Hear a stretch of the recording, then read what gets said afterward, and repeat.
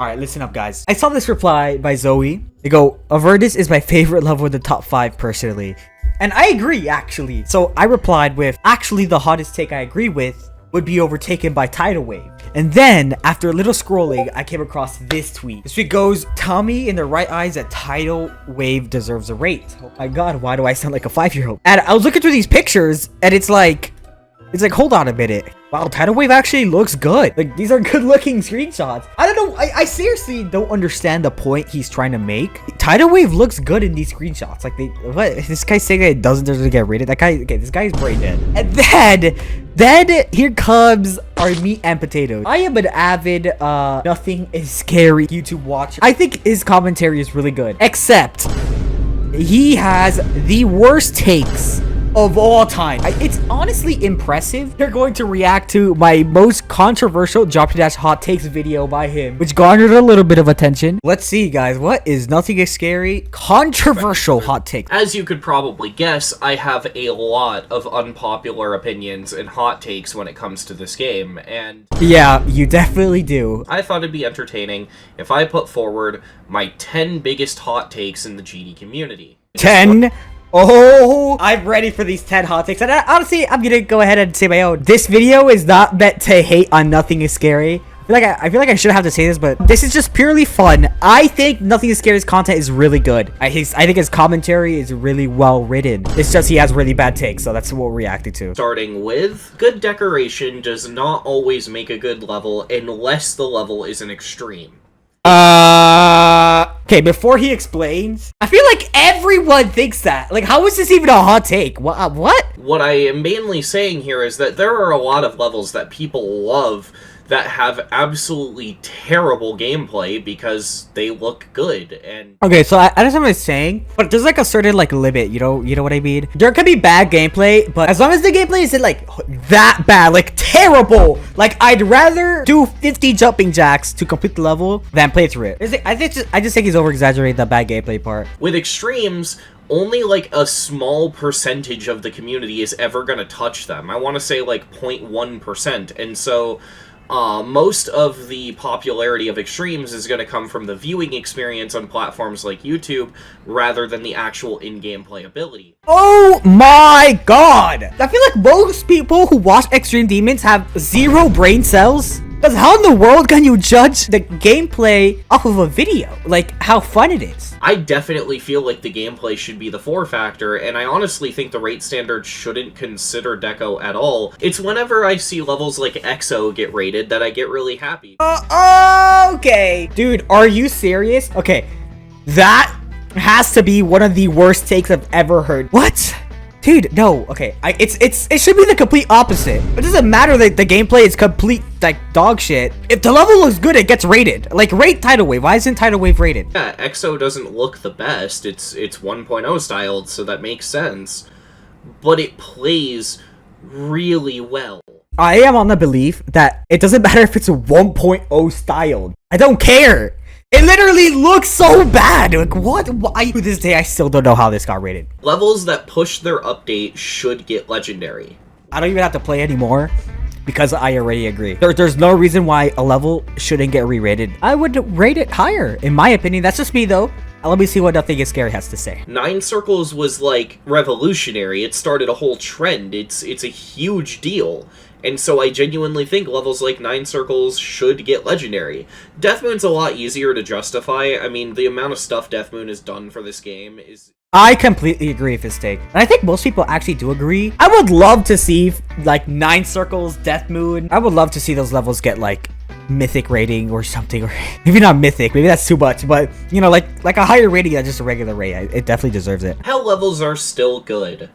Now, this one, I know is very much a hot... You guys want to know my opinion on this one? You guys are not going to believe me when I say this. I like hell levels. I think we all like hell levels. I think there's a reason why people still make hell levels to these days. It's a little oversaturated, but I've always liked Cataclysm, Bloodlust, Bloodbath, Eidos, Sakupid Hell. All those levels, I still like them. I don't care if they're overdone. I think good level equal good. That's all I'm going to say. I feel like what people hate is not hell levels, it's just generic red and black glow levels, because when a hell level is done right, it can be really good and really threatening. Okay, so obviously can't show his entire take on this video. I think he had really good points. I kind of agree with him. Nothing is scary. You might be onto something. This might be a rare Nothing is Scary W. Whenever I think of hell levels that are actually liked, I think of stuff like Hell by Serpunge, Reanimation, Red Room. Red Room's actually a really good example. Wait, people actually like Hell by Serpunge? But I hated that level. The problem really comes down to two things. A lot of them are just generic glow levels, and a lot of them try to force themselves to be top 1. And that's really it. I have something to say. I think people have a big issue on levels being forced to be top 1. Me personally, I don't care. Because I always love to see the community pushing the limits. And so when you have a new hardest level, it's an achievement for like Geometry Dash itself. That like the people are like continuously getting better at the game. So that's why I don't have a problem when levels force themselves to be top 1. I don't mind. I think certain levels should be top 1. Like if you have an epic song, top 1. If you have like a cool looking level, top 1. I don't. What's wrong with that? Huh? Tommy, what's wrong? Robot is the worst game mode. No. No, just no. No, dude.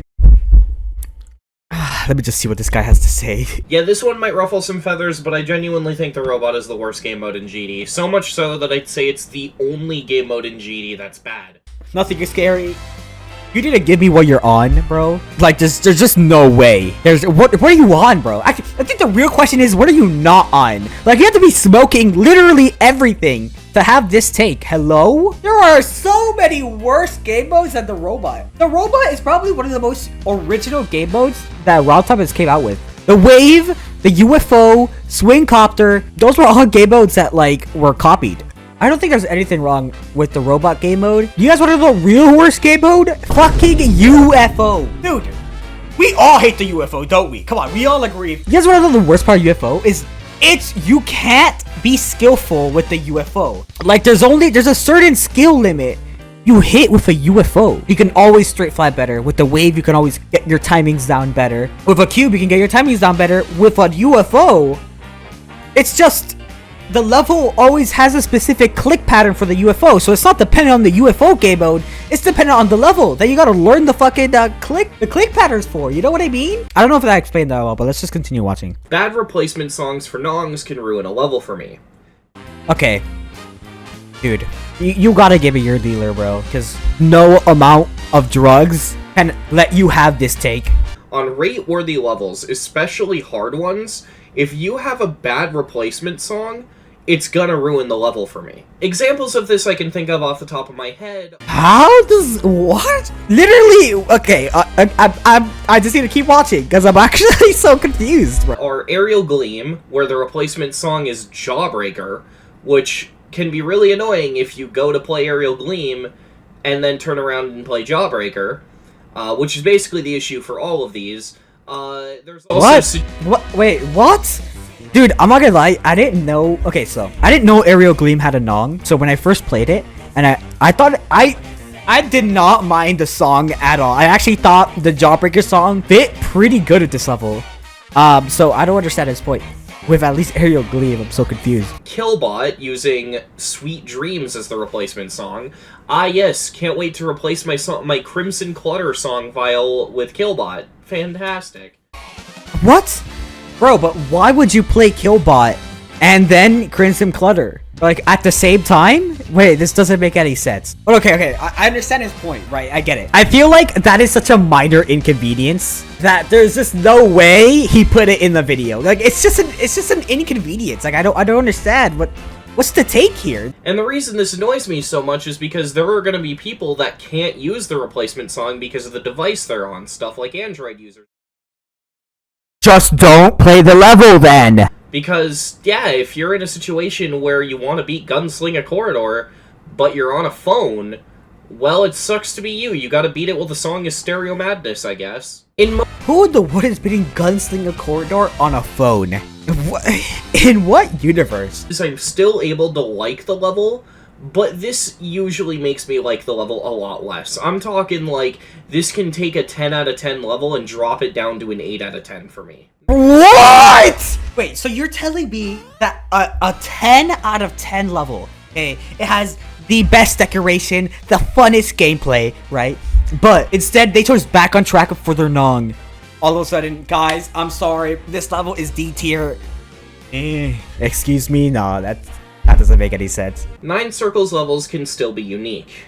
Now this one's gonna really ruffle some feathers, because I'm aware that there are people in this community. I don't even have to watch this part, because I completely agree. I love 9 Circles, is the reason why I'm trying to beat Sucoup in Circles. Now this is a real hot take. I think 9 Circles is the funnest trend and the best trend in Geometry Dash ever. Like, I think in the history of Geometry Dash. I just love the 9 Circle levels so much, and I just want to keep playing them, bro. Just know that if you're gonna make a Circles level in 2.2, please don't abuse camera controls. Don't be like 9 Rifts. I'm sorry, but if I already hate levels that look like a goddamn fan cam. I actually agree with this. I think if you're gonna use camera controls in a wave level, you have to be very careful with it. I don't think 9 Rifts did a very good job. I think it's kind of nauseating to look at. I think I'm okay with camera controls in a wave level. You just gotta be careful if I use it, is all. Avernus is better than Tidal Wave. Yeah, this... Look, as the #1 Tidal Wave fan, Avernus is not better than Tidal Wave. I think Avernus is still a good looking level, but Tidal Wave, bro, there's just a certain charm to Tidal Wave that you can't get with Avernus. My thoughts on Tidal Wave, long story short, I think the level's really bad. I think the level's really good. I genuinely think Avernus looks better than Tidal Wave. I will say this, Avernus... I'm not saying Avernus looks bad. I actually like how Avernus looks. It has good decoration, obviously. No one can deny that. But, I think Tidal Wave looks really good. Like, the song is amazing, has a charm to it, and a pretty decent looking decoration. It just has a charm, like kind of like how Revolution in Funny Game has a certain charm to it when you play it, or the same charm when you're playing a level like Windy Landscape. Like, you know what I mean? Like, that's just that feeling when you play it. It just feels good, and that you can't get that with Avernus. And I can't describe why. I think it's because it's just super bright colors that it's just like flashing in your face. Yeah, I don't care. I genuinely think Avernus is tenfold better than Tidal Wave. Geometry Dash's... Okay, tenfold is a little crazy. Geometry Dash's price should be increased. Now, but I do agree, and honestly, I can already kind of predict what he's gonna say. The level of replayability that this game has infinitely times the value than like a $60 game would give you. The amount of like enjoyment you get from this game compared to the price that you paid for it. Using that logic, Geometry Dash price should be increased. I kind of agree. We no longer need Mega Hack.